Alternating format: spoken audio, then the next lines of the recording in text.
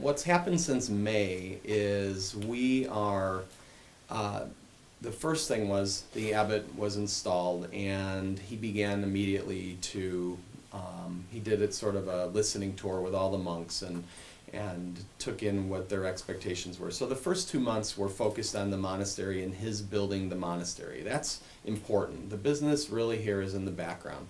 So we're always cognizant that the abbot, who's also the CEO, is running a monastery. And so the first 2 months were spent on that end. Come July 1st, we began to talk about where we want the business to go. And what I did is go out and we began to immediately look at tactical solutions to distribution, to the bottleneck we have in distribution for growth. And we had been pretty much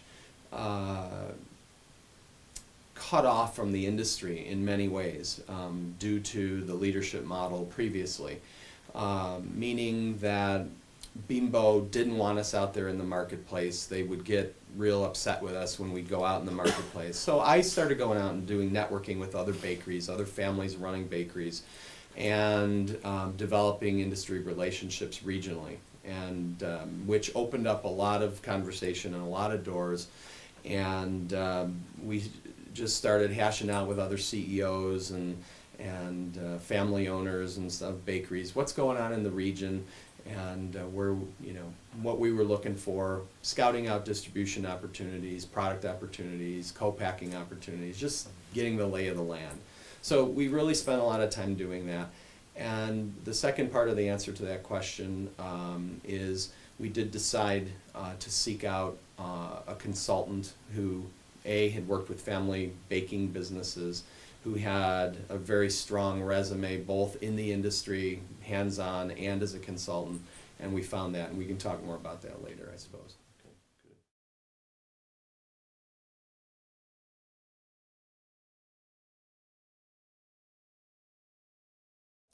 I think the dream of the monks is always to have a lower volume, higher yield industry that would not be so demanding as fresh bread.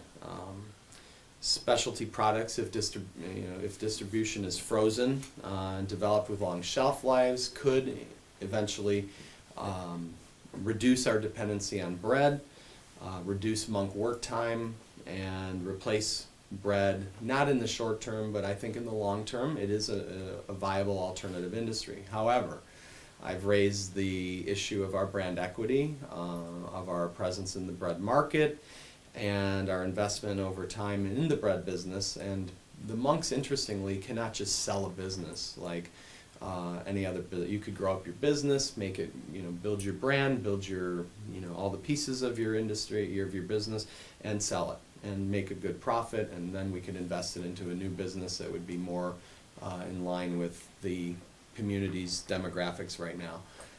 The monks, by ecclesiastical law of their order, cannot sell their brand. So with that in mind, we're looking at our online and our specialty to be, we could maybe see them be co-equals for now, and that is a goal, to grow those businesses. But we're pretty far from that because we are focusing on the bread bakery right now. So it is feasible, but it's a long-term project. Okay.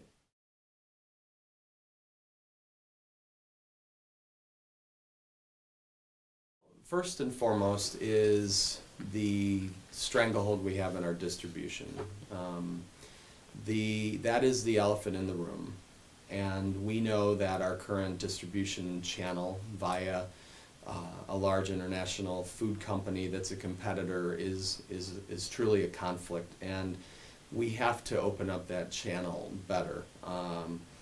So we think there's a lot more market share, that market forces are not working in our favor, they're being controlled and limited, and so that is our biggest growth opportunity, is right in our own backyard where we already are.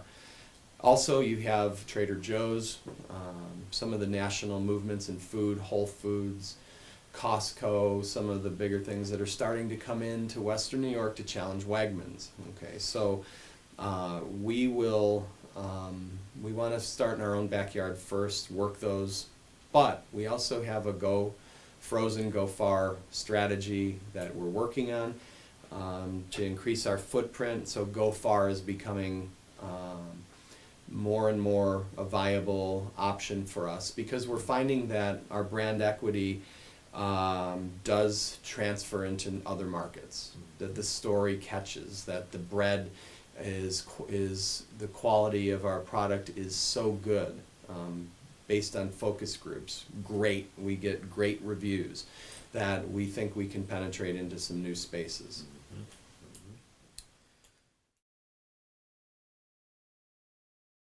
I think what we've been doing there is, seeking increased sales by improving our products. We are working on quality. We've challenged our own assumptive logic through the consultant process.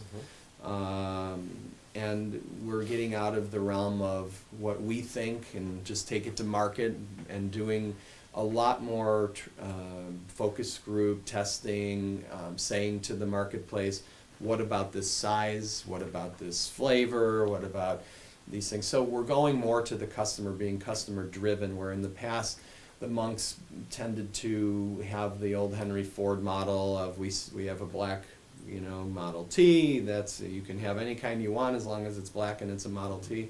And so the whole board of directors here is opened up to the fact that we have to be customer centric in the marketplace that we're in.